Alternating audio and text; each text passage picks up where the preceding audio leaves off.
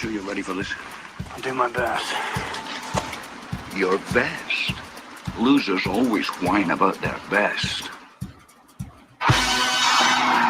Winners go home and the prom queen.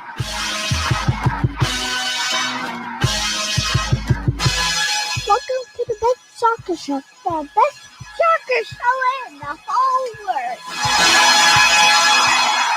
Here we go. We are live on the air. It's the best soccer show. Jason Davis, Jared Dubois, ready for this one. Ready to talk about the beautiful game in the United States of America. Ready to talk about Americans abroad. I don't think I ever call it the beautiful game. I don't think I ever do that. You know, that's a crutch for me now. It's a thing I do. I'm not sure why I do it. The way we play it, is it beautiful? Well, that's a good question. The way anyone plays it these days. Is it pretentious to say the beautiful game? The Brazil game is that we all called the beautiful game in the 80s, 90s, and early 2000s. That ain't around no more. I think Pele claims responsibility for coining the phrase "the beautiful game." I think it's one of those things, Pele. And if you say it, you probably owe him money. I think that's how that works usually, right? You need to write a check. Like how if you sing "Happy Birthday," technically speaking, you owe the person who wrote "Happy Birthday" money. There's a family I think that still owns it or something like that. Still own the rights to it, right? It's not in the public domain, but we all sing it. That's why when you go to a restaurant, you never hear the normal "Happy Birthday" song because it's a business and they'll get popped. Oh, you never worked as a server, did you? Oh yeah, I did. You did? You did. Yeah. So you had to do a birthday song? Happy birthday. I was at Olive Garden, so I had to do the Bonafesta song. Oh, that's terrible. I had Red Robin. We did some we had like 3 different birthday. You know, like learn the birthday songs. So you've seen the movie Waiting, right? Probably. It's been a long time. Oh, the Ryan Reynolds movie where and like Justin Long. I can't remember who else. There's a bunch of people in it, and it's one of the best. It captures that restaurant environment in your 20s better than anything I've ever seen before. We used to call Red Robin the dirty bird just because it was always restaurants are always shady places. Like the internal, the stuff, the hooking up, my girlfriend through most of college I met at the restaurant I was at, and and I was a good boy. There's a lot of people who are not good people. We've got open phone lines here. Now let me lay out the show for you just so you guys know what's coming up. We got Calen Carr from MLS coming on the program to talk about his new project, which is the movement in podcast form. You may have seen Calen do the movement where he kind of like takes a look at soccer culture across the country. He's been doing it for a couple of years in terms of video. Now it's a podcast. The very first episode is out. It's about the Black Players for Change and the fight for social justice. So in MLS and in the context of Major League Soccer, looking forward to having Calen on. I also think we should celebrate today. And it's not just about all the Americans in Europe doing some stuff. It's also about the fact that we got the original Oh Baby drop back, Jared. It's here. Oh, yeah. And it's going to get some use. It does sound, you're right. It sounds better, right? It's just better, man. Yeah. It sounds like it's supposed to sound. Right? And that's the one for me. I mean, and I think we're going to use it today because I can think of one person in particular in MLS that deserves it this weekend. Should we be? This is what and we're going to give you guys an update on the American Soccer Culture Hall of Fame that you've all been voting for a week after we opened it up the voting last Sunday and came up with our 14 nominations. We'll give you an update on where things stand with that. And you do have until, I don't know, about 45 minutes from now to continue to vote. The link is up, I think, on my Twitter page. Jared's got it up somewhere. I think he shared it. So you can go vote on that. We have updates on that coming up on the program. We are going to get to the Oh Babies, and I'm thinking in the spirit of the Hall of Fame and how difficult it is to get into the National Soccer Hall of Fame and maybe the American Soccer Culture Hall of Fame, the best soccer show, American Soccer Culture Hall of Fame. Are we too liberal with our Oh Babies? Should we be more stringent? Oh no, man! I think anything that gets the fan base more hype is a good thing. Hype is a good thing. My question then is: does 17-year-old Giovanni, the American Dream, Reyna, get himself an Oh Baby for the goal he scored? It's not the stage you scored on; it's the how amazing the goal was. It's a good goal. It's a good goal, but don't you think that the shot he took was, I mean, obviously he's 17, he's American, I'm going to get hyped no matter what. But I just thought, I'm not saying he hit a golazo from 25 out. I'm just saying placement was perfect on that, right? he knew exactly what he was doing with that. I mean, for those who haven't seen it, I believe it was the young Englishman they just picked up, and I'm Bellingham.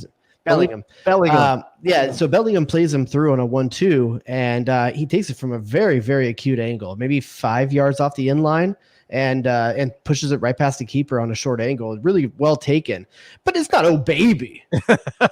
Okay, he's got to earn the old baby. I feel like oh baby, either you are 25 yards out or 3 yards in the air. Like there's got like those 3 yards. That's way too much. Actually, 3 feet. I think you got to be careful about applying strict objective measurements to an O baby. I'm just saying that there's got to be something different about it. You and I are a panel of two when it comes to O babies, right? Now there are goals that are no doubters, 100%. They earn it. They right there. There's no question. You and I can be on the same page. There are other goals where it's like, maybe one of us says it's an O baby, but that doesn't mean it makes O babies. Think of any goal scored by Darlington Nagby. That's usually an O baby kind of thing. Like once every 4 years. They don't happen very often, but when they do, they are.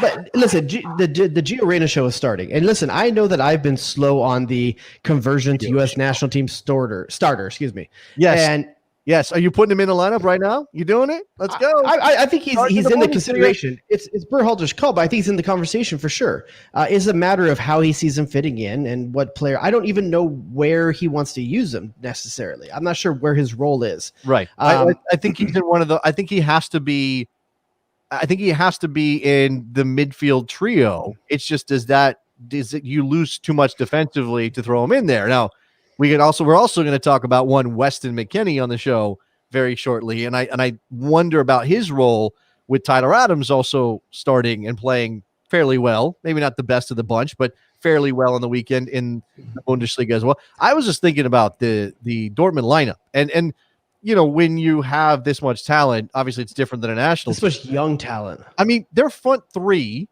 right, was Sancho, Reyna, and Erling Haaland. That's a combined age of average age of 20. Average age of 20. Average age of making us all feel like exceedingly. I mean, old. Haaland just turned 20, right? Haaland is something like that. Yeah, that's about right. And Sancho's around 20, right? Yes. And Gio's at 17. Good 17. Lord. 17. That's 57 combined years. And Boston grown-ass men. Yeah, and that's not taking about Bellingham, who I think is also like 19 or something like that, 18 or 19. Like Bellingham's young. Yeah. Who else do I have? How old's Hazard? I'm not sure how much. Thorgan Hazard's I think he's 24, 25. I don't. Old man. By the standards of that team, absolutely. I may be completely wrong on Hazard. He's 27. He's actually even older than that. Yeah, that's Bellingham is only 17. Bellingham is 17. 17-year-olds all over the place. Starting in the Bundesliga. Not just one of them. It's like boom, boom, boom, boom. And that's after losing Ablongohor, Pulisic, Dembele. Like it's the amount of people the amount of players that they've had through there. Yeah. And they just cycle. Yeah. I'm already anxious that they don't have another American at their youth setup. Like, go grab one, get one on a retainer now. Where's the next one? Why who are we talking about? Brendan Aronson, right? Oh, Brendan Aronson not maybe going to Europe, but maybe not to Germany. But he might be learning some.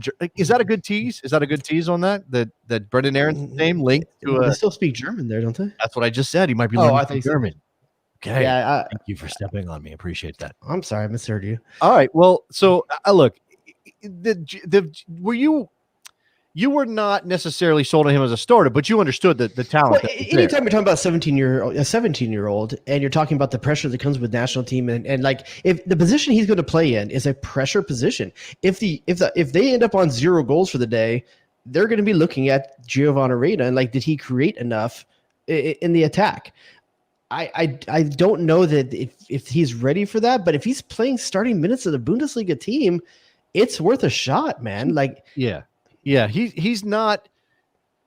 This is always the problem with a player again, and I do believe I'm 100% on board with if you're good enough, you're old enough, right? That I think that's the truth of this game. That's the truth of this sport. So that's Freddie Adu. It's the truth of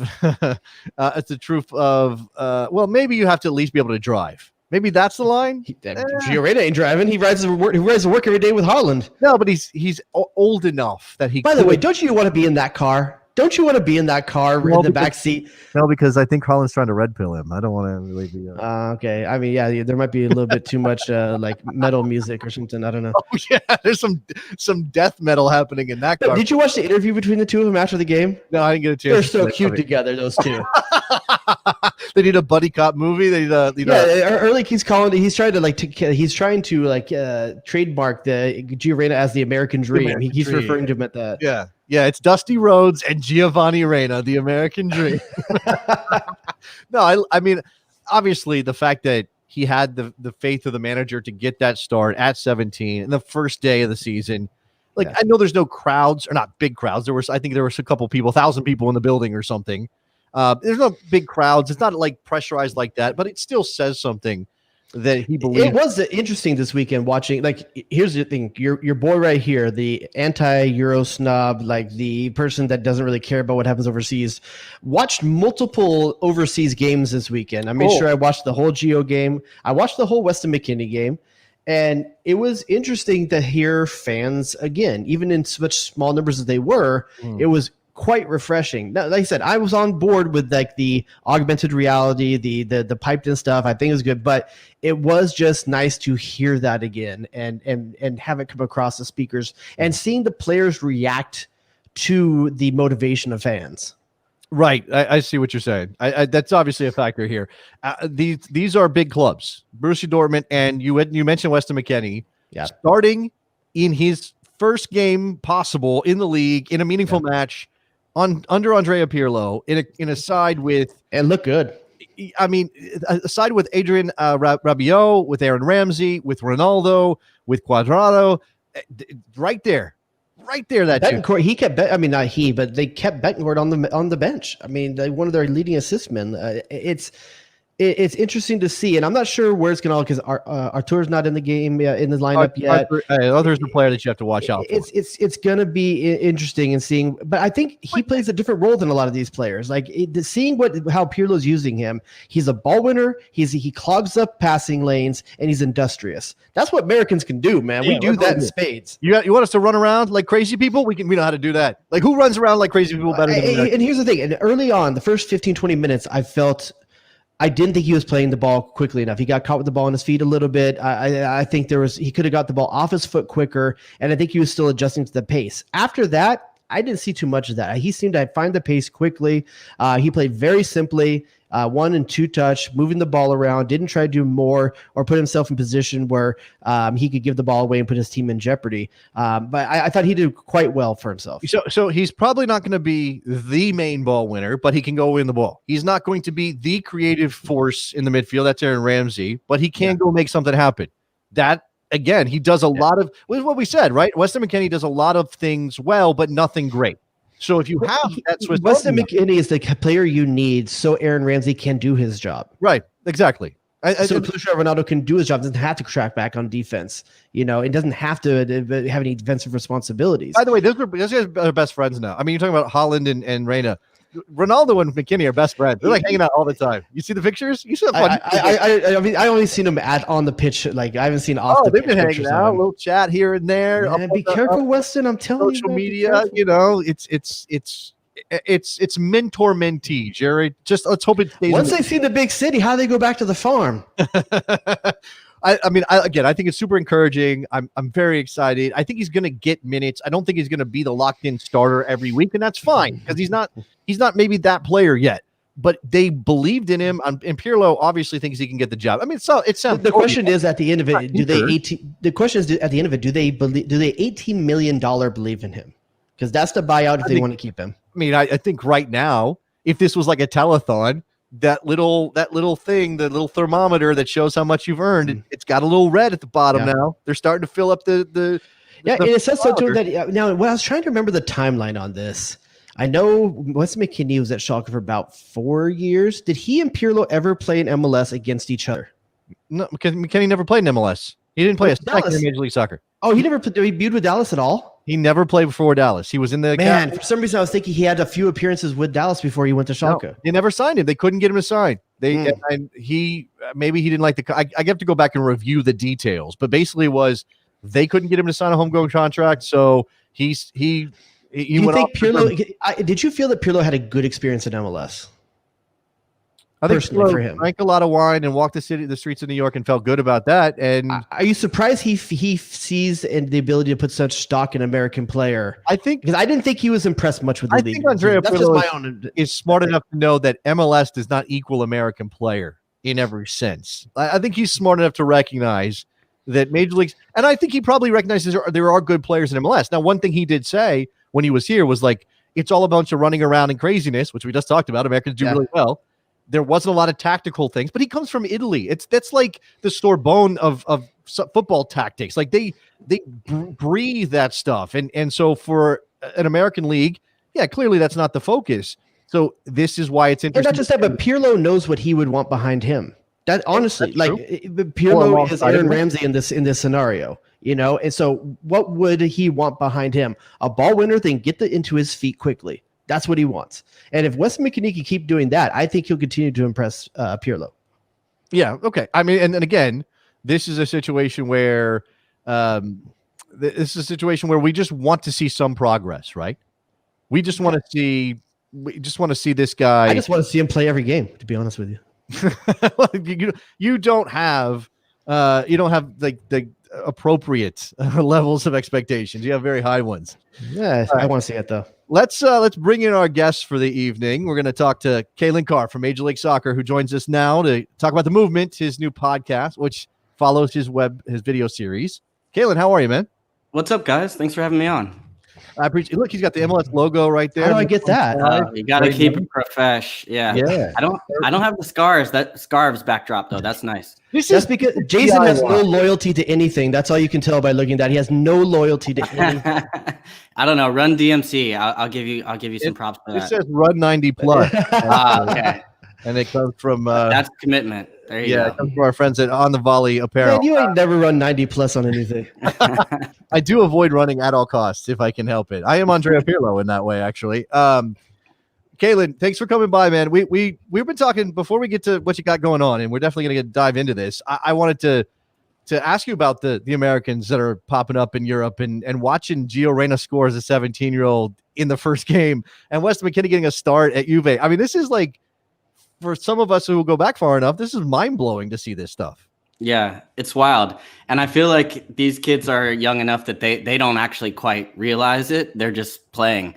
But for the sort of old heads, and I may have already transitioned into that, let's be honest. I'm aging out of my men's league group right now. But I think for American soccer culture and for the fandom, there's something incredible about it, because if you have that depth of perspective, if you've been around to know that this is not normal, and to see these guys step up, but it's been awesome to see, because you've come to realize, wow, it makes you feel better about the way things are and for how bad things had gotten with 2018, to see this now, not just one, but 2, 3, 4, 5, 6, 7 guys who are now really pushing on to these top clubs around the world. It's been awesome. We're winning the World Cup in 26, right? Let's do for 26 on home soil. That's what we should. Hey, I don't know about that, but it's. I feel like we how about making the World Cup? I feel a lot better about that. Yeah. It's funny. You mentioned 2018, and we're talking about like all the sexiness out there right now. It's like we've never seen it before.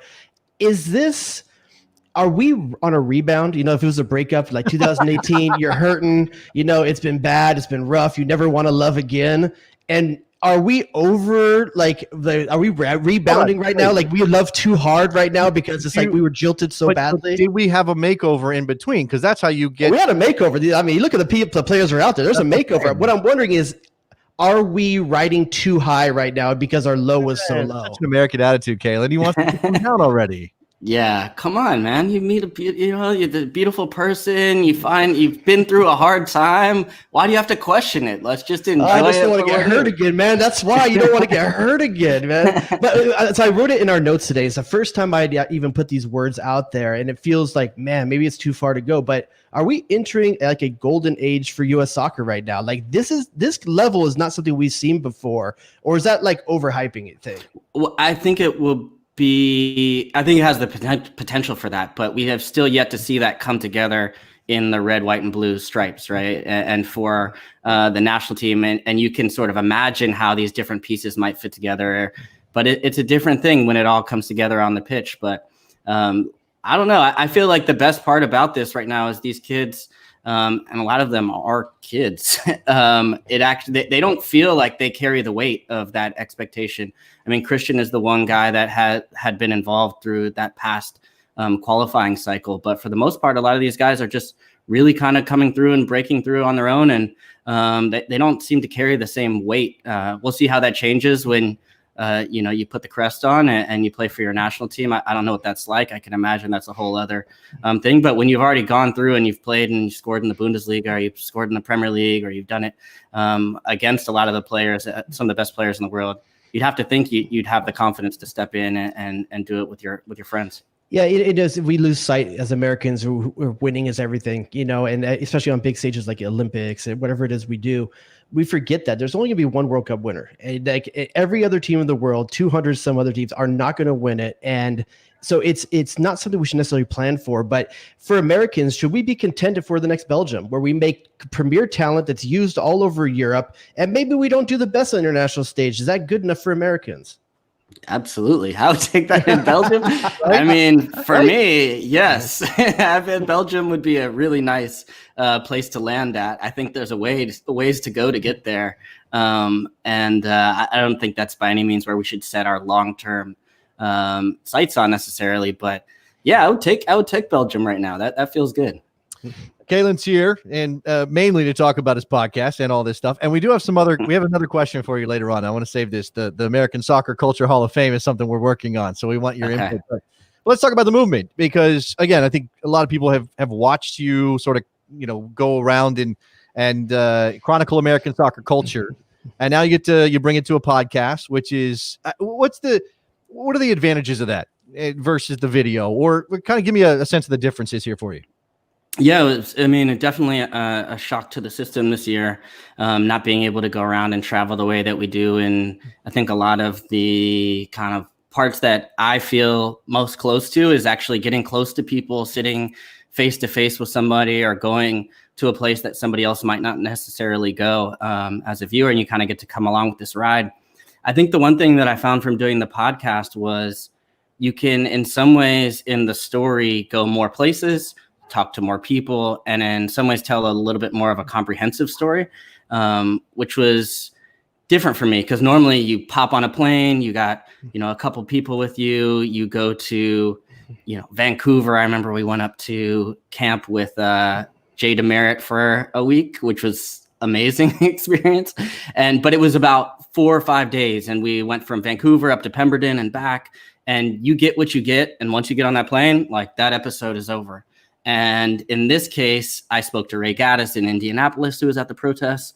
Then I was like, you know what? I want to talk to Jeremy Abobasi. He's been really outspoken about this. So I got in touch with Jeremy, talked about his experience in Portland. Then the guys went to the bubble and all the protests happened with the BPC and that demonstration. So then I was like, oh, well, I got to talk to Ray again now to see what that was like. And Warren Craval, who's a good friend of mine.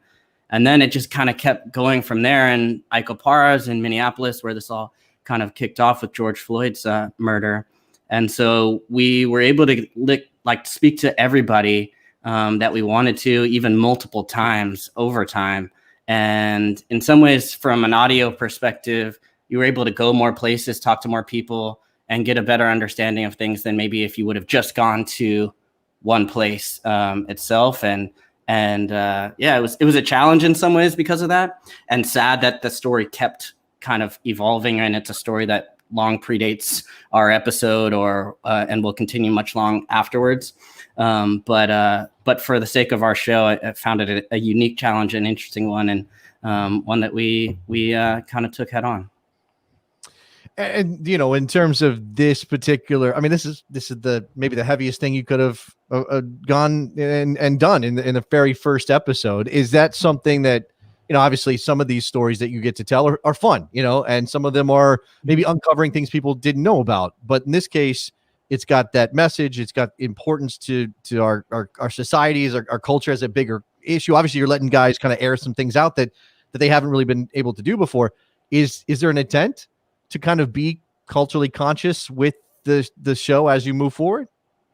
I would say yes. I think it's always been something that's been interesting to me. And if you go, or if I look back on my history and where I grew up in Berkeley, California, like these ideas that my soccer was different than my life, or as a person of color, that my life would be different than my soccer, and all these different things that, I mean, that was just kind of normal for me.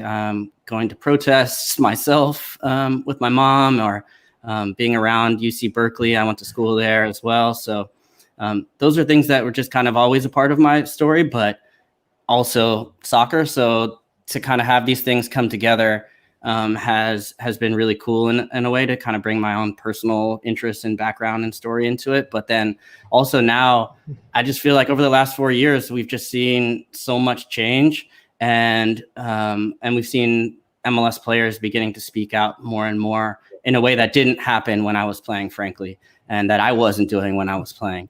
And so to kind of help document some of that piece or evolution of how soccer is maybe fitting into the larger cultural landscape in this moment, especially right now in sports and activism across genders, across sports, and really focused in the US, but going all over the world, has felt like a pretty natural transition for us.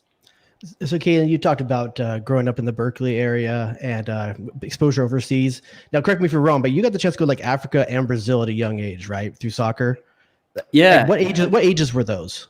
Well, actually, through my mom, and my mom's an environmental science policy management professor at Berkeley, and a single mom. So if she had a research trip to Kenya, and my mom's worked off and on for over 20 years in East Africa. So I went to kindergarten in Kenya and Nairobi, and of course I would bring my soccer ball. I loved playing soccer even at that young age. And then later on, when I was about 15, a colleague of hers is this Brazilian guy, is a professor, and he had family in Rio, and was like, "Hey, I want to go to Rio for a couple weeks, and I can crash with his cousin, who was this like 27-year-old woman that wasn't really around much," and just kind of like, I just crashed on her couch, and then I would go train at this like Zico football academy, and it was awesome. I was terrible, and I mean, I thought I was the man in Berkeley, and then I went there and realized, oh wow, like I really have a way to game, Jared. That's a beautiful game.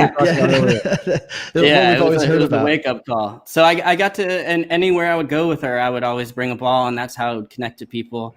But also, she was working on a lot of other topics as well, and so it was kind of like a little bit of I would say maybe a course, a little bit of a lesson, or it was foreboding in some ways of some of the stuff that I like to do now. So yeah, having those experiences growing up, you're California, like raised. We always talk about California being where so much talent, and sometimes the development teams out here don't take as much advantage of it as they should.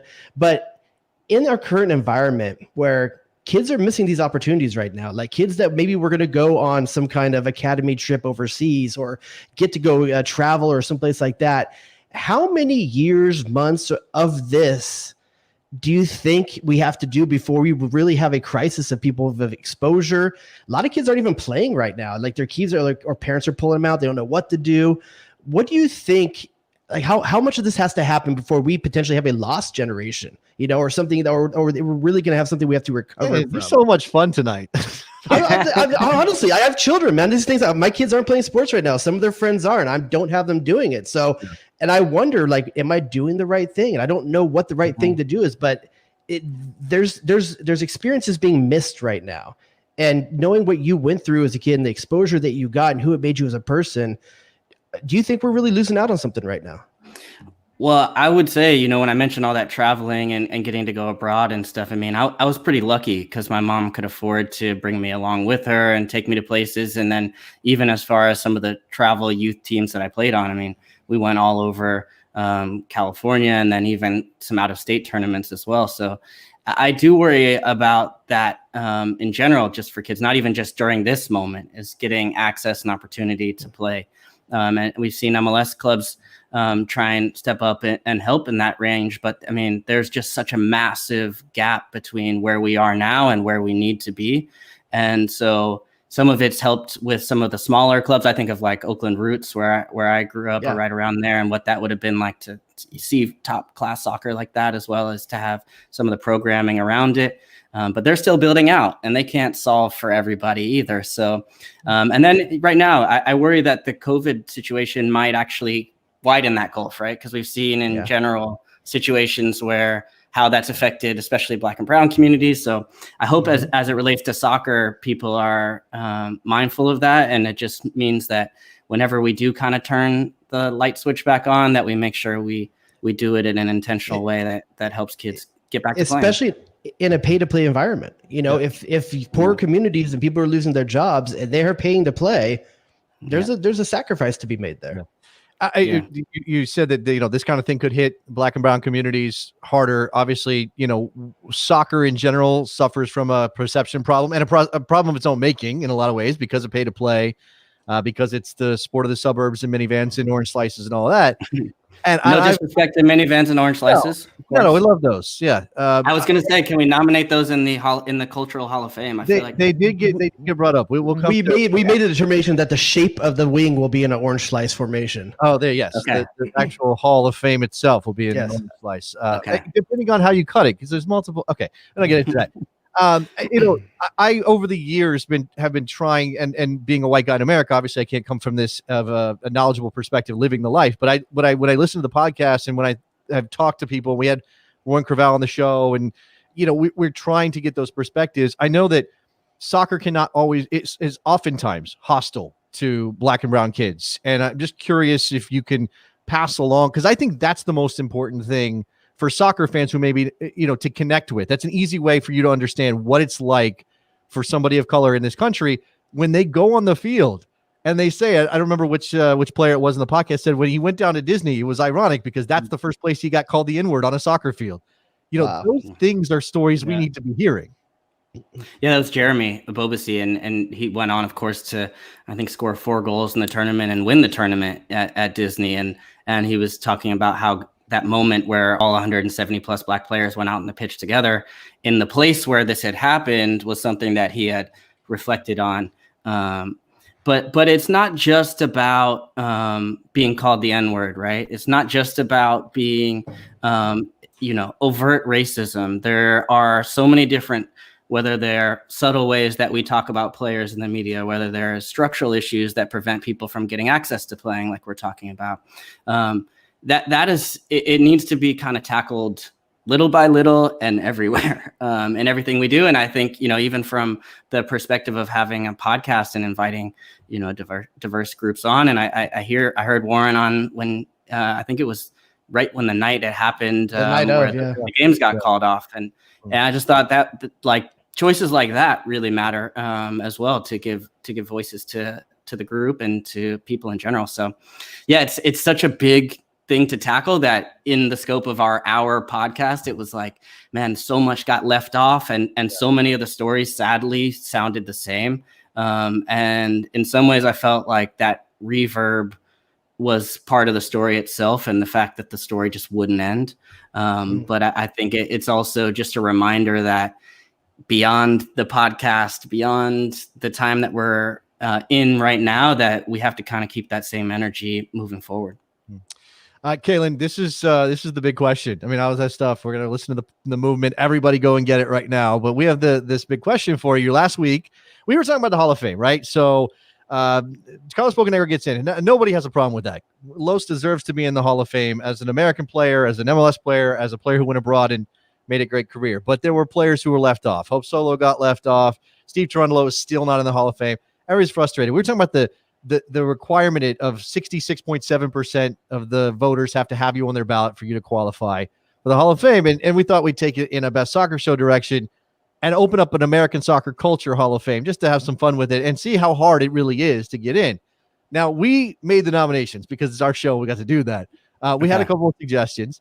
We had 14. So I'm going to go through them real quick. And you can vote for up to 3. Yeah, your ballot can include 3. We try to limit it. This is all right. So the Offside Rules, the blog by Sean Francis, OG American Soccer blog, one of my favorites. We have Copa Mundials, in general, one of the best soccer cleats of all time, right? Jared selected a digital copy of Don't Tread by Clint Dempsey, which is, that's Played on a loop in the wing. It's going to play it on a loop. Big Hawk, what's up? Chuck Blazer's Rascal got in here. So his little moped thing he rode around in. We got a picture with the parrot on it in our ballot. That was a good get, by the way. I don't know where you found that. That was nice. I put Umbro shorts, just the kind of Umbro shorts that everybody in the 90s wore. Everybody. Didn't matter if you played soccer or not, you wore them. The Beckham Experiment by Grant Wall. Mike McGee's Day Off, which is one of the best pieces of content ever created by anybody in American soccer. Shout out Kick TV. RIP, I guess, on some level, Kick TV. We put the Yanks Abroad board on Big Soccer. And if you're a soccer nerd from the last 20 years, you were there all the time. Because Weston McKennie wasn't at Juve back in 2005. Right? Yeah. That wasn't happening. We had the Wizards Rainbow kit from 96, going back to the 90s. We have Deuce Face, the face he made, but also the fact that it blew up and became a meme for American soccer fans. Jared put the Our Way DVD, which is the 2002 documentary that followed the national team as they got ready to go. I'm really starting to realize, based on the voting, that was a very personal choice on my end, not shared by many. We've got the Rapino, which is just, the Rapino. Everybody knows what that is. Okay, this one was a listener choice. But Breck Shea made a mistake and posted a social media picture of him with a couple of shotguns. So that made the list. And then somebody wanted Kicking and Screaming, the movie with Will Ferrell, in which we used that. That movie gets memed all the time, where he's a soccer coach telling his kids to do, get the ball to Messi, get the ball to the Italians. So those are your 14 nominations. If you had to pick 3 of them, what are you picking? Now you don't have to pick 3. You can pick 1 if you want. But no. Come on, I mean, with that many good choices, you have to be able to find 3. I'm gonna start with where you started, Sean Francis.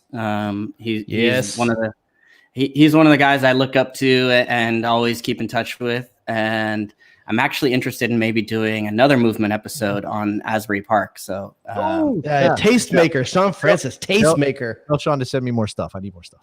Yeah. So even just from the beginning, but then the longevity that needs to be accounted in any Hall of Fame. So we're going to give it up to Sean.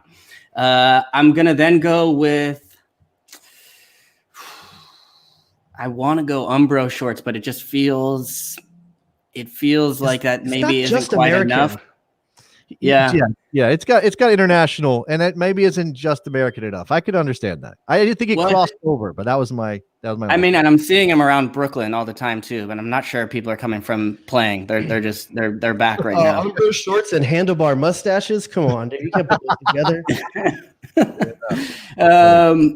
I'm gonna go with the Umbro shorts. Look, you got to go with your gut, and then I'm going. You got to go with the Rapino because I feel like. She should be involved, and that was a moment for me that was definitely crossed over into culture. That's one that transcended soccer, which we decided to make good statues. You walk in. It was amazing. So look, again, we picked some stuff that was from our hearts that we love. We recognize that not everybody. If you wanted to add a nomination, something that we didn't get to, do you have anything you would throw in there? I just thought about the CRMS commercial with Pele and Freddie Adu. How do we not put that? Yep, that's a good one.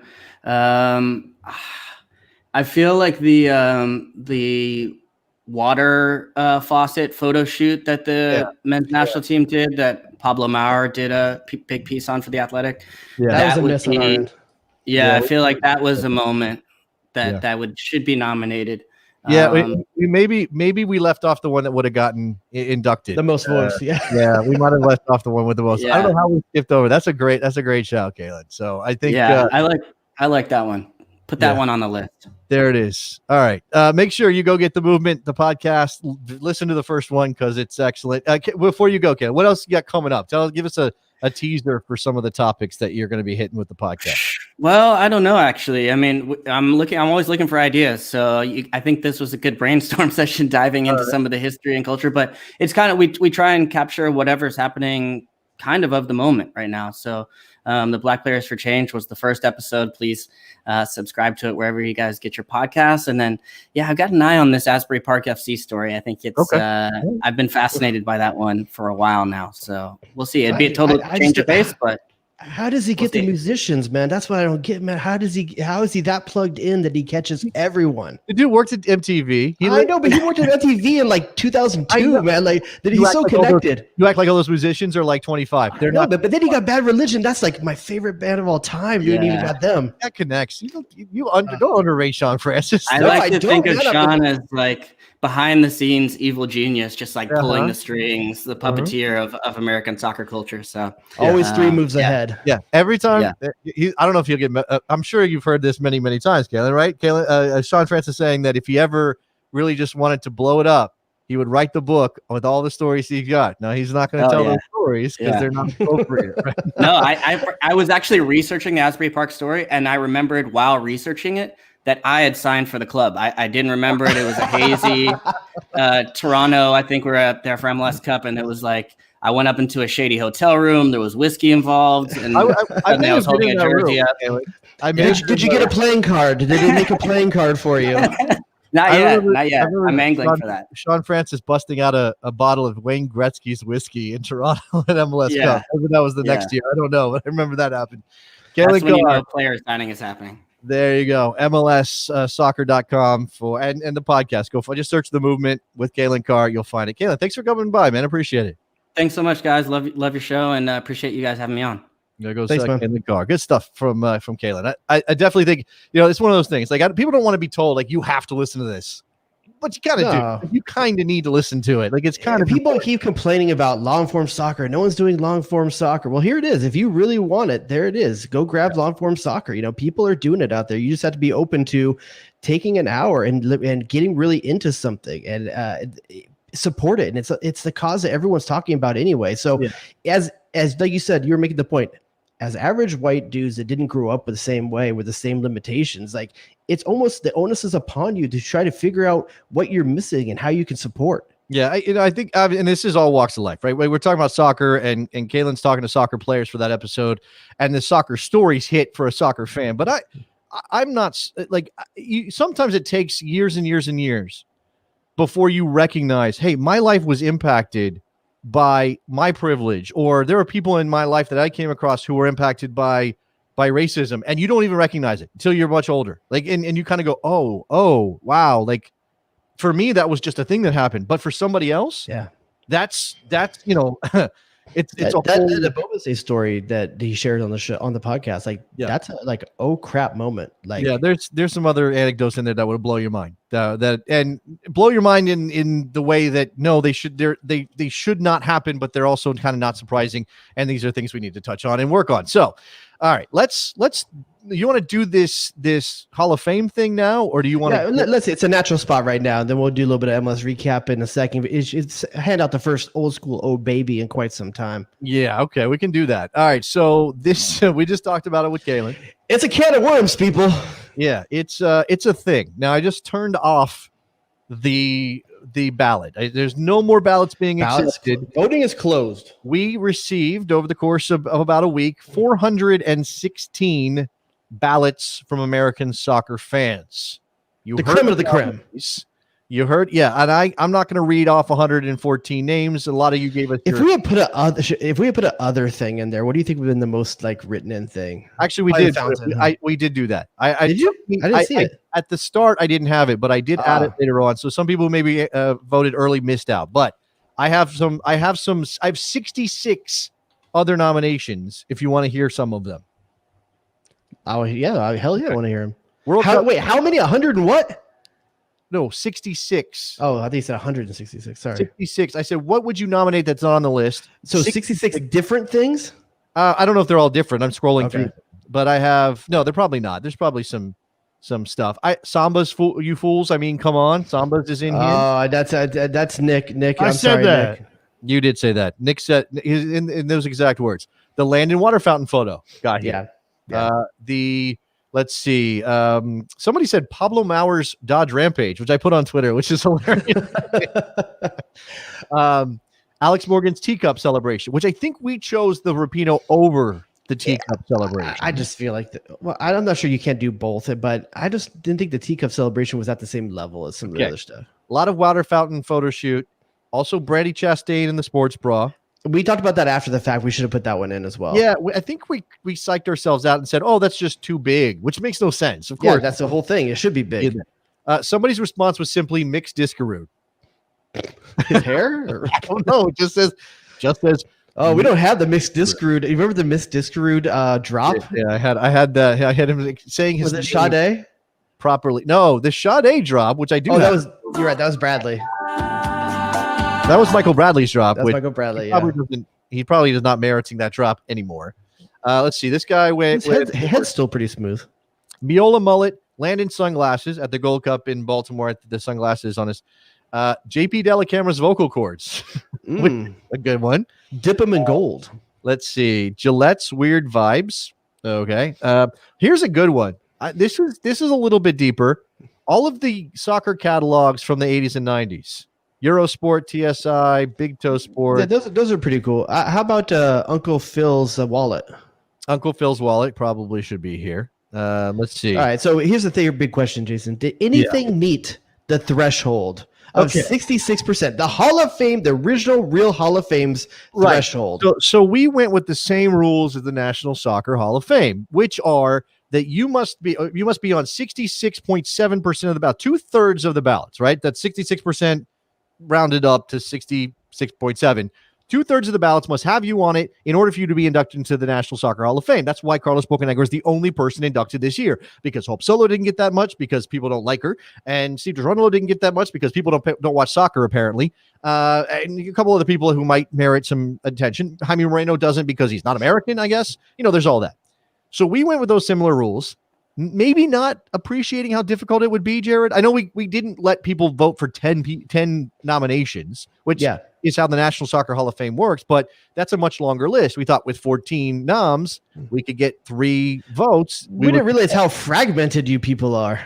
So the leading vote getter after 416 responses for the Best Soccer Show, American Soccer Culture Hall of Fame is the Rapino. 55.8% of the ballot. Even the Rapino, the number one vote getter, did not came 10% short of the threshold. It did. It came a little bit more than 10% short, 11% short. See, just like the real election, people, if you don't vote, you can't complain. So that was number one. Number 2, Deuce Face. Oh, I was gonna let Nick pick. Oh, you wanted to guess? Yeah, see if he could pick which one was number 2. But that's all right. Deuce Face came in at 50%. Exactly half of the ballots had Deuce Face on them. Do you want to try to? It drops dramatically from there. Do you want to try to guess the next one? Well, let Nick guess because I think you told me what the next one was. I think I might have. Nick, do you have a guess here? I would say I'm going to go with. I'll go with the Copa Mundials. The Copa Mundials. They were close. I think they might have finished 4th. Now that I look at this, I believe that's right. 24.8% of the votes. The ballots had Copa Mundials on there, but the 3rd place finisher was Don't Tread. 29.3% had Don't Tread. What I'm learning is that Clint Dempsey is a popular man, both the number 2 and the number 3 slot. Yeah, we didn't. Here's the thing. Not only did we not put the water fountain picture and or that entire photo shoot on the list of nominations, we didn't get Landon in here at all. It's two different versions of Deuce, but no Landon Donovan in that's our fault for the water fountain. But here's the thing, just like the real Hall of Fame, these nominees will be on next year's ballot along with new ones. So like you can still vote for these, you can fix this stuff. But the question really is, well, go ahead, Nick. I was gonna say I did not vote for a single thing Deuce related in this on my ballot. So why do you hate Deuce? I'm not a Dempsey guy. Is this anti-Texan behavior? What's happening here? Not anti-Texan, just was never a Deuce guy. I was more of a Landon guy. Like rap music? You have a it's not East Coast, West Coast rap. You can like them both. I mean, this is like, yeah, you could. I just wasn't a fan of Clint Dempsey. Man, Nick, man, hates Deuce. So following, like I said, Copa Mundials came in at 4th. Following the Copa Mundials, I think this is a bit of an upset, and I think this says something about the nerd level of the audience and the people who voted, Jared. But the Yanks Abroad board on Big Soccer with 22.9%. Let's hold it at that because I don't want any other thing. I don't want to disparage the things that are at the bottom, but let's kind of talk it out right there. But okay. So one of those things, because I know the last place thing was something I suggested, so I really don't want that shade on myself. Okay. All right. Well, so what do we do? This is the question. And We have the opportunity to make our Hall of Fame better, to fix the problems with the original Hall of Fame, right? Do we need to get the board together and hammer out a new voting procedure? Is that what we need to do? I think between me, you, and Nick, we decide. That is the board. Oh, okay. You, me, and Nick make a decision on inducting someone, or No, I'm pretty sure Nick wasn't paying attention to the percentages when you said them. So, Nick, you got a lot of stuff going on. You're producing. Fair enough. What percentage would you nominate that we accept as our Hall of Fame percentage? I think we should keep it at 66. Oh, so have 0 inductees in the initial Hall of Fame. It's going to be an empty room. Right. What Nick's off the board. Nick's off the board. I was going to say that's like the VIP, the exclusive VIP. Nick, I got to sell tickets, dude. I got to pay for my house in Parks and Rec when they open I think we should hold ourselves to a higher standard here. We're not going to be like Major League Soccer and bend the rules for certain franchises. Nick, have you met our fan base? Come on, dude. They're going to agree on anything. It's not a standard if you can't. It doesn't exist if no one's in it. Like that. It's not a Hall of Fame. It's a Hall of nothing. It's a Hall of zero. It's a Hall of shame, blackness. It's a Hall of lame. Darkness. That's what I meant. What is that? Like we can't. We have to induct. No, I'm comfortable. I'm comfortable with. Listen, this is America, right? Last time I checked, this is America. I have an idea. A simple majority, just like we do things in their democracy. We could do it that way. I have a different idea. Okay, so as the three of us are sitting here, as the board, the founders of the Best Soccer Show, American Soccer Culture Hall of Fame, we could make a decision via the Veterans Committee, and we're veterans, right? All three of us, veterans of American soccer culture. We, the three of us, could vote right now on the top 3 vote getters. And if 2 of us say yes, it's in, it gets in. We could do that right now. All right, from the chat room, there is 66%, but allow more voting. Like, keep it open another week and see if you get it. That's not going to fix it. It's not the problem isn't more votes. The problem, but I don't think super votes are a better way of doing it either. Way you were treating this like it's like some kind of like monarchy. There's the board. We made it up. We created this thing. So when you vote for the actual National Soccer Hall of Fame, like you can vote for more than one thing, right? It wasn't just limited to 3. 10. You can vote for 10. But there was a lot more nominees than what we were putting in there. There's like 50 nominees. So because we had a limited pool of nominees, we shortened the total ballots to 3. So so this is the fix. The fix isn't allow more votes. The fix is allow more votes within the ballot. I see what the vote. So because I would have voted for more than 3 things, honestly. Okay, so I mean. Are we going to redo the voting? Do we call it do-over? I think you we can reevaluate the voting process for next year's nominations, but this year I think we just make it a 50% threshold. I think this is a thing we're going to do again next year, next month. I mean, culture moves fast. You know what I'm saying? That's what I'm saying, man. Okay, so what are we doing here? I mean, by next month, we may be voting Weston McKinney's TMZ photo for being out with Cristiano Ronaldo. You're right. We might be voting that into the American Soccer Culture Hall of Fame. That's true. Giovanni Reina and Erling Haaland's post-game interviews might get into the American Soccer Culture Hall of Fame. How many got over 50%? That doesn't matter, Nick. Are you happy with the number? I don't know. I'm just the guy who answers the phone. No, that's a cut. You're okay. I'm doing 50%. That's what I say, Jason. 50% is fine with me. Simple majority. He's lying. He's lying. I'm going to say 50% is fine. Nick wants an electoral college. Okay, so let's do that. That goes well. If it is, Ohio matters a lot in the electoral college. Otherwise, I'm aware. Not so much. It's the only time we talk about Ohio every 4 years. You know, when a president has to actually visit Dirty Toledo, you know there's something. You're the Florida of the North. He's gonna be here Monday. Whoa, that's not appropriate. Damn, dog, that's inappropriate. Okay, so we're gonna go with a 50% threshold. We have adjusted the rules on the fly because we are the board and we can do that, but also because people did vote for the things that they wanted to get in. So by virtue, Mel Brooks, it's good to be the king of that ruling. The 2 inductees, and I don't have a drum roll here for you. The 2 inductees for the 2020 class, the inaugural class into the Best Soccer Show American Soccer Culture Hall of Fame are the Rapino and Deuceface. That's it. That's Two of our best. Two of our best. Two of the best things we've ever created as a culture. Absolutely, 100%. Like, I mean, and listen, all the ones. Listen, we're making a list. All the things that you think we slighted this year around. Yeah, we're keeping a list. We'll add them to the next round, and then you guys can put your money where your mouth is and vote. absolutely. Yeah, and again, maybe we'll amend the rules to add more possible choices within your ballot. Maybe it's 10. If we had 10 of a 14 nomination ballot, we're probably getting in like 5 or 6 of that's these. like MLS playoffs. Yeah, that's right. Everybody gets in. Then we lowered the bar so far, Nick would probably storm off the show and never come back again. All right, so all we need now is for Deuce to come out of his hiding and accept his award, and for Pino to tweet at us. That's all we need. That's what we need. And Megan Rapinoe to retweet the show as we induct her iconic celebration at the World. I'd ask Deuce to retweet, but I don't know if he knows what that is. So, like, I just want him to if I just need him to give us a call. Let us know what the size fish he's catching is these days. Yeah, I was like, Clint Dempsey tweets on 2 occasions. One, he's having a baby. Yep. 2, he caught a big fish. That's when Clint Dempsey tweets. And to be honest with you, it's shocking how much both of those things happen. It's a lot. Was he 7 kids now? He's got a 5-a-side team at least. Least. And all of them are out there trying shit because that's what Clint Dempsey did. Dude, I'm excited. I'm glad. I think he had his first boy, right? Isn't that what the most recent was? The first boy. I actually don't know. I don't know the rundown.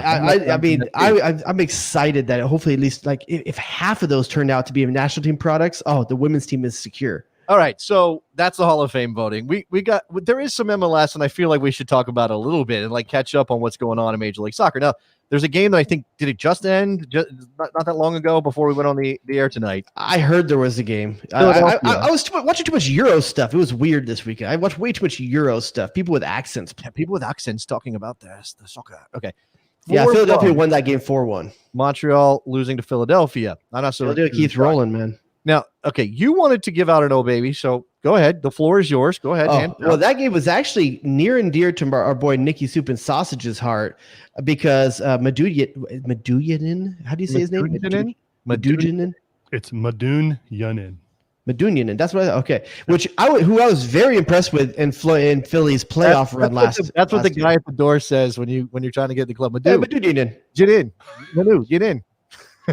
But I was really impressed with him last year over the playoff run with Philadelphia, and I thought Cincinnati was getting a pretty good product there. I'm not sure how he's looked this season, game in game out for you guys, Nick, but he scored a beautiful Olympico this weekend. Does he get a double baby for the Olympico because it's so rare? Because I think it's only been 5 or something like that ever in MLS. In Major League Soccer. I mean, it's so the question is always, did he mean it? That's always the question.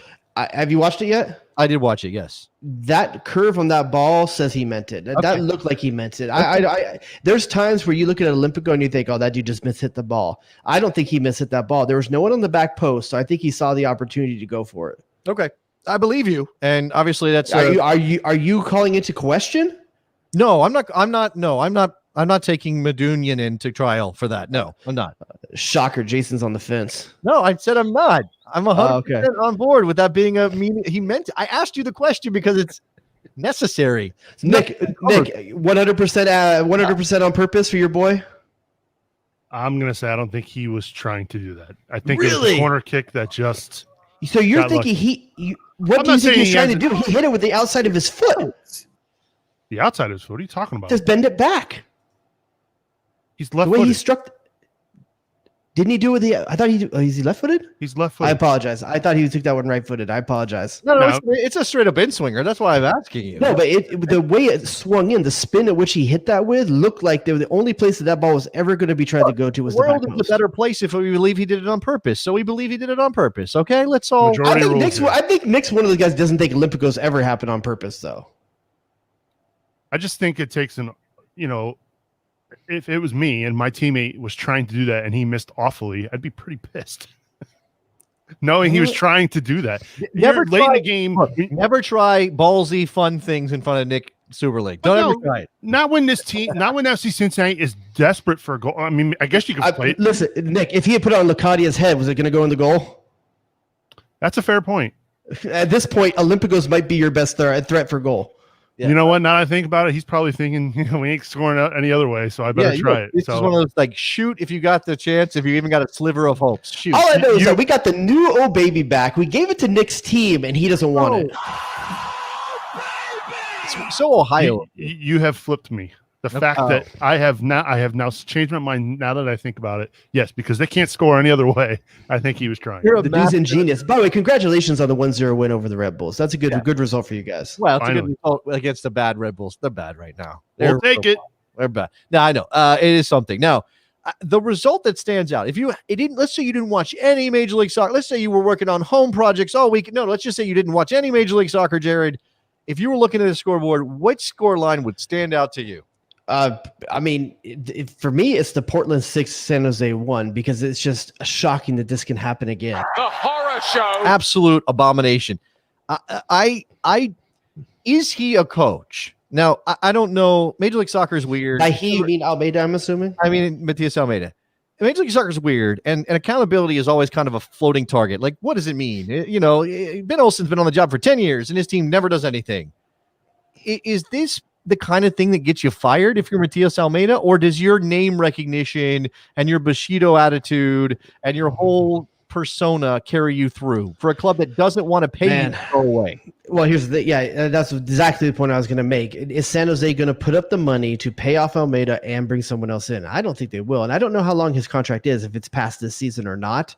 But also, was San Jose ever going to threaten for the cup? Well, okay, you don't accept, if you're the leadership at San Jose, you don't just accept the fact that you get walloped 7-1, 6-1 and say, well, we were never going to contend anyway, whatever. I've heard in the past there's a cliche in soccer where if you lose a 1-0 game, that's on the players. If you lose a 1-0 game, that's on the coach. If you lose a 6-0 game, that's on the players.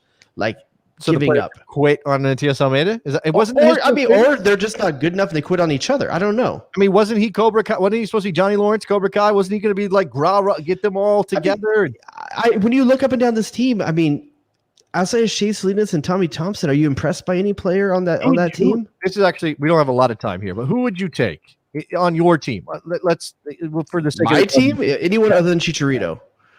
No, I'm saying who on the San Jose Earthquakes, a team you despise in general, the general sense, which one of these players would you take on and pretend like your roster size doesn't matter, but who would you take? Okay, if the San Jose boat was sinking and I had a life I had a life raft that could fit 3 people. Yes. I'm taking Shea Salinas, I'm taking Jackson Yule, and I'm taking Tommy Thompson. Oh, you don't want the 16-year-old kid Cal? Don't think he's there yet? His name's cool, but right. He still needs to figure out what his superhero persona is going to be. You say if winning 2 years from now is important, yeah, but right now they're losing now. Like this is an issue of now. Okay, so that's fair. Jackson, who are you taking? And let's see. I would take Jackson Yule for sure. I think that's a no-brainer. Yeah. I would probably then take maybe Nick Lima. I got time for Vaco. I think Vaco can do a job. Here's the thing. I think Shea Salinas because he is forever burned in my heart. He's the most galaxy killer player that's ever played for San Jose in the classic, in the California Classico. He has been. I hate Shea Salinas. Because he's done so many things to LA, but I respect him because of how well he's done it. Okay, all right. San Jose, and again, I don't know. It's one of those things. Like if he was coaching in New York, if he was coaching in LA, if he was coaching in 15 other places, he'd be fired by now, right? You see out the season. Like if Ben Olsen has a job, Almeida has a job, especially this weird season. You can always chalk everything up this year to this weird season. Don't you think you could possibly do further damage and only set yourself back further if you keep him around when it looks this bad? Like if it was 3-0, okay, fine. You lose a bunch of 3-0 games. That sucks. Your team's bad. You need to rebuild your roster. It's not just on the coach. You lose 7-1. You lose 6-1. There's no excuses at a professional level for that, Jared. Like none. If the LA Galaxy lost 7-1 and 6-1 in the span of a week, you want GBS gone. San Jose is in the same position the U.S. national team was in 2018. You know the coach needs to be changed, but you don't want to pay the money to do it. That's not an excuse. They should, if they have any ambition at all, and if they want to if they want that fan base to show up and drive their cars up to what is it called? Avaya. It's not Avaya anymore. They went out of business. They're never the same. That's why it's forever. I'm just going to call these stadiums whatever I want to call them because they have no allegiance to the fans. There's no allegiance to the fans. This is another one of the funny one of the other ones that's hard is. It's Bank of California Stadium until the end of the year, and then it's not anymore. So but I read the story, and my brain's like, oh, it's not called that anymore. So I stopped calling that, but that's not accurate because it is called that still. So soon to not be Bank of California Stadium. That's what that's what it is. There are lots of other storylines in Major League Soccer that we just don't have. LA is always going to be the home stub to me. The home stub. What about LAFC? What about them? Bob Bradley's not going to get fired. We know that. You sure? Yeah, I'm pretty sure. But I'm talking about a club. Okay, unlike San Jose, LAFC has expectations. Yes, they do. 100%. And how much? I guess the question is, how much rope does Bob Bradley get when Vela can't play? That's a legitimate thing that's happening to that team that Bob Bradley doesn't have control over. But if any team in the league has enough weapons to overcome the loss of a big player, it's LAFC. There's a big gap between Carlos Vela, we win every game, or we're collecting on average, 2.5 points per match, and we're not winning at all. There's a big space in between those things. And that space without Carlos Vela you could be averaging 1.5 points a game, and they're not doing that right now, right? They're not even at that level. So if it's not on Bob Bradley, who's it on? That's a good question. I don't know what happened to them. I don't, because they look fine in Orlando. Honestly, I think it's very similar to Austin Powers. They lost their mojo. They got no swag, man. They lost their swag. I feel like they weren't thick-skinned enough. How does that happen? Because somebody doesn't come and like put a needle in you and suck it out like in. It starts with your star not going to the cup with you. So everybody. Okay. So everybody's low-key salty but doesn't say it because they have to be publicly supportive. Okay. Then the guy gets hurt. Okay. That's not on him. That's an accident or whatever. But everybody resents him for not being in Orlando, and now he gets hurt and he's not there for them. Okay. You trade Walker Zimmerman. Come on. Months. No. Because you do it to get Andy Hart, and Andy Hart is all of a sudden a sub. And they're leaking goals. You're playing Jakovic in every freaking game. What's going on with that defense? If you want to, that's on Bob. Focus on one thing. I don't know what happened with the Zimmerman trade. I don't know how much that is on Thorrington, how much is on Bob, how much is on Walker not wanting to be there. Is LAFC a better team right now if Zimmerman's on that team? Yes, 100%. Okay, that's what I'm saying. I don't understand what the plan was here. I never understood the plan. Never be playing Dejan Jakovic in meaningful games. Never. You just shouldn't do that. I don't know why that's a thing. I don't know. Again, maybe the thought is our offense is so good we won't have to play defense, because that's really what LAFC was last season. Their offense was so good. Hell, they could have let in 2 goals a game and still been fine. They didn't because they had Walker Zimmerman. Well, it was, but you were always playing from a leading position, right? But you still have Mark Anthony Kay in front of you. You still have Blessing in front of you. You still have Atuesta.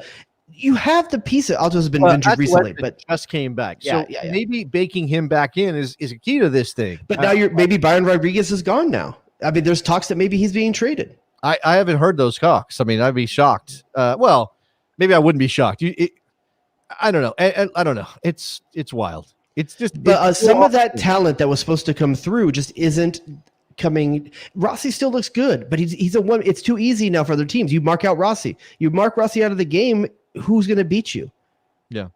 I don't know. And like I said, the defense is just not good enough. We're talking about a team that didn't win when we should probably be talking about the team that did win, because I'm going to say no offense to the Columbus Crew, who I do think are pretty good, but Seattle's the best team in the league, right? Is there any doubt about that for you? Here's the thing. They're playing a lot of games against San Jose, man. Everybody's playing a lot of games. Salt Lake. That's a good point. How do we know, right? How do we know? I don't. But and that's another thing. How's LAFC not step up for the team that knocked you out of the playoffs? Your shot at MLS Cup, and they didn't even show up, man.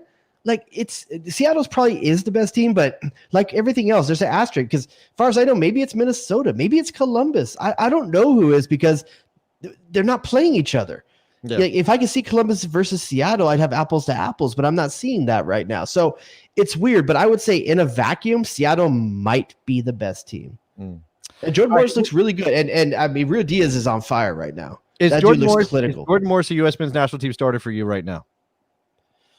Yes, mainly because Yeah, I think so. Man, on the right side, right? man, yeah, because I mean, you have Areola out, and man, is Gio Reyna going to play that position? No, he's not playing that position. Your options there are like Corey Baird, Boyd. Who I'm missing? Tyler Boyd, was hurt. I think he came back. He's back now. Yeah, he scored like a week ago. Is not ready, but he could be something to look for. So I think Jordan, that's not a downgrade by any reason. I think Jordan Morris has earned that spot. He's playing fantastic. I think I would be more than excited to see the national team go into a game with Pulisic on one did Josh side. Sargent score this weekend? I don't know that. The answer to that question, I don't think so, because that's not a great. I'd put money on it. You put money that he would score? That he wouldn't. That he would. You actually did? As we were talking about the front line of the national team, I started thinking about striker, and I got sad. So, okay, I was like pretty sure Jordan Moore. Oh, but okay, props though. This is going to be an old baby right here too. Did you see Giassi Zarda's back heel redirect goal for Columbus Crew this weekend? Did he?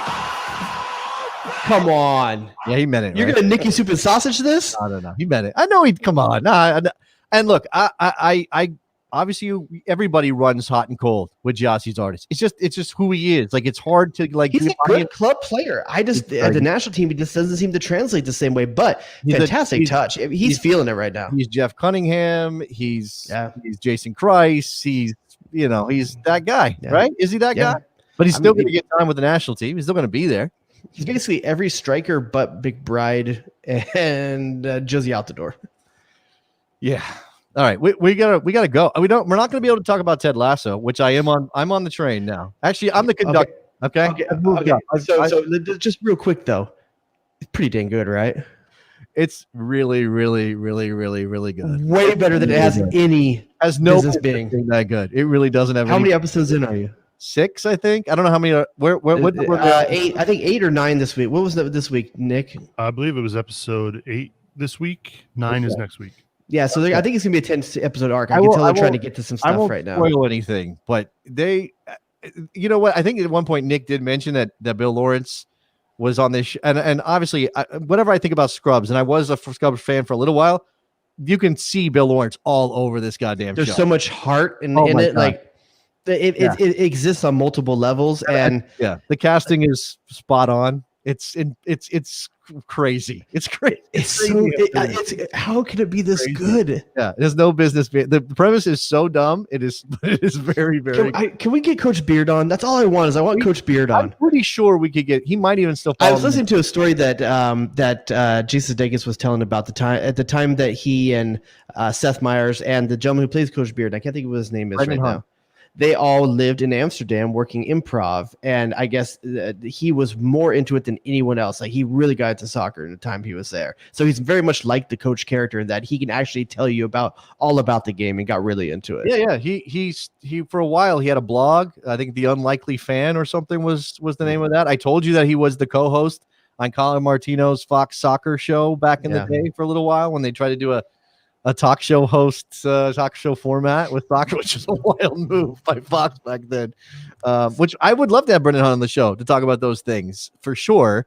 Also, I would love to have Jason Sudeikis on the show. We need Kyle Martino on the show to explain to me what Soccer House is. And it seems like he turned his home into like a social club. Is that what's happening? If and when we can travel, if I don't have an invite, I'm going to be very salty about that. I'd like to go. I want to see what's going on. I would pay money to watch you play like tech ball. In his backyard. I wouldn't embarrass myself.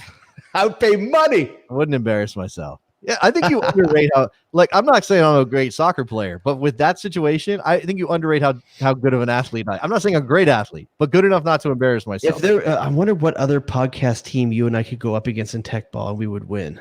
I'm trying to think. I think the Cooligans, even with Alexis, would still get us. I think the Total Shocker show would definitely get us. That would not be good. They would get us. You think so? Well, they got like 5 people on that team. That's not fair. What? No, there's 2 of them. What are you talking about? Isn't there other show have different guys on it too? No, the Total Soccer show is just Daryl and Taylor. I don't know what you mean. Back in the day, didn't they have a few different people when they were on the radio? Did you fall asleep in 2010 and wake up? Yeah. Like, what happened? I don't listen to anything, but I don't listen to anything. They've been doing this show, just the two of them, for like years. There was a girl at one point, wasn't there? They had a show in a. Oh my god, why are we doing this? Extending our I show don't to know. talk about this? Okay. Thanks to everybody who voted in the American Soccer Hall of Fame, American Soccer Culture Hall of Fame voting. We really appreciate it. I did promise a giveaway. I'm going to let the winner pick one of the scarves, and I have about 85 more than this one, more than these right here that you can see on video if you're watching on video. And I'm going to send you the Helsingborg jersey that I got still in the packaging. So you you can reveal that on the midweek show then? We will reveal the winner on the midweek show. I'll figure a way to do that. By the way, please listen to the midweek show. It's a different format. It's not just us sitting here talking about American soccer the way that we do, but I think it's still got some good stuff in it. It's long form as well, man. It's just it's time to tell some stories. It's time to go in depth on some stuff. Yeah, and make sure you do the ratings and reviews thing. And we slow down a little bit, which makes sense. We just, we launched, lots of people got excited, lots of reviews. We got to keep that going. So we need you guys to help us out with that so that we can stay in the upper reaches of the soccer podcast and get more people on board and all of that. All right. What else did I'm sure there's other things I'm missing. What other business? Check out the movement. Check out the movement with Calen Carr. And shout out to Mike and Philly who found us the Oh Baby drop amongst tons of archives. Mike and Philly? I believe it was Mike and Philly who found that for us. I want to check on that to be 100% sure that it was. Nick's giving the look that says, Jared, you're crazy, but I thought it was Connor. Connor did that. Connor it was Connor. I'm sorry, right? It was Connor. You dirty. You try to steal the credit from Connor Rivera. What's wrong with you? Ain't nothing good happening in Utah right now. All right. I think that's it. I feel like we should have more stuff to talk about, but I think that's going to do it. I appreciate everybody listening. Jared, thank you for being here, as always. Thanks for having me. Soup and sausage on the ones and twos. We'll talk to you guys next week. Bye.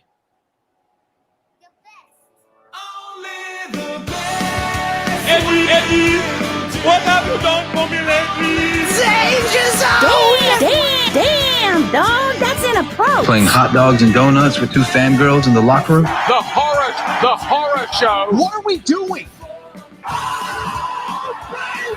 Who asked those questions? Oh, it's incredible. I wouldn't be caught dead in a sweater vest. Michael fucking Oscar Pascal. Get to the chopper! Get to the chopper! Oh, would you look at that? An absolute firecracker. Shut your mouth when you're talking to me.